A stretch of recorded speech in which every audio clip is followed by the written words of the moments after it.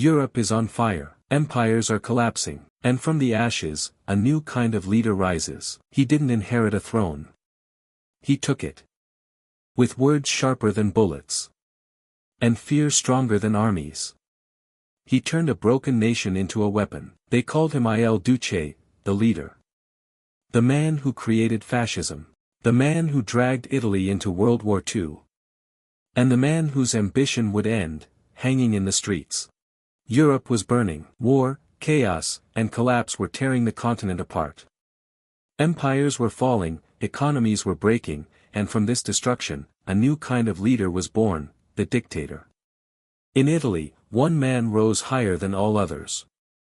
His name was Benito Mussolini, a man who bent a king to his will, created fascism, and dragged his nation into the catastrophe of World War II. But was Mussolini born a monster, or, like Hitler, was he shaped by history itself? Benito Mussolini was born on July 29, 1883, in the small Italian town of Predappio. His mother, Rosa, was a strict Catholic schoolteacher who believed deeply in discipline and order. His father, Alessandro Mussolini, was a blacksmith with radical socialist beliefs and a burning hatred for authority. From the very beginning, Mussolini was a contradiction, torn between order and chaos.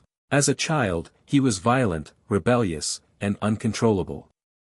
He fought teachers, attacked classmates, and eventually crossed a line when he stabbed a fellow student with a knife. He was expelled. Yet beneath this aggression was undeniable intelligence. Mussolini briefly became a schoolteacher, but he hated the quiet life. In 1902, he fled to Switzerland to escape compulsory military service. There, he found what would define his destiny: politics. He joined socialist movements, worked as a journalist, and most importantly, discovered his greatest weapon. When Mussolini spoke, crowds listened. His speeches were aggressive, emotional, and hypnotic. He knew how to turn anger into belief and frustration into loyalty. His radical activities soon caught attention. He organized strikes, wrote revolutionary articles, and led workers. This brought arrests, prison time, and eventually deportation back to Italy. But Mussolini was no longer just a troublemaker. He was becoming a leader. Back in Italy, he served briefly in the army and rose rapidly as a political journalist. By 1912, he became editor of the Socialist Party's main newspaper. When World War I began, Mussolini initially opposed the war, but then everything changed. Suddenly, he began calling for nationalism, strength, and expansion. This betrayal shocked the Socialist Party, and he was expelled. That moment marked the birth of something new. Mussolini abandoned socialism and created an ideology that rejected democracy entirely. Fascism. After World War I, Italy was broken.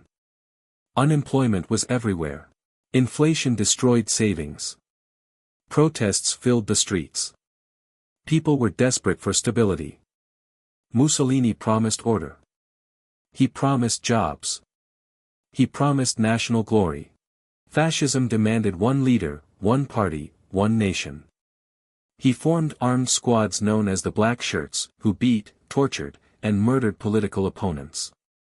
Fear became his most powerful tool. By 1922, Italy was close to civil war. Mussolini marched on Rome, threatening chaos unless he was given power. The king surrendered. At just 39 years old, Benito Mussolini became Italy's prime minister. Once in power, Mussolini moved fast. He destroyed democratic institutions, silenced the press, banned opposition parties, and crushed trade unions. Within a year, Italy became a dictatorship.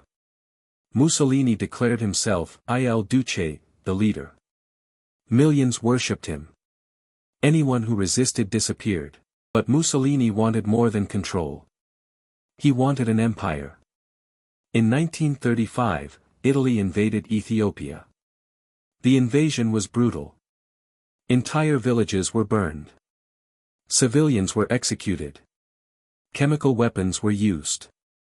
Mussolini declared the creation of a new Roman Empire. Around the same time, he allied himself with Adolf Hitler. In 1939, they signed the Pact of Steel, binding Italy to Nazi Germany. Mussolini copied Hitler's racial laws and prepared for global war. But Hitler refused to let Mussolini fall. German commandos rescued him and placed him in charge of a puppet state in northern Italy. Yet the people had turned against him. Resistance fighters closed in from all sides.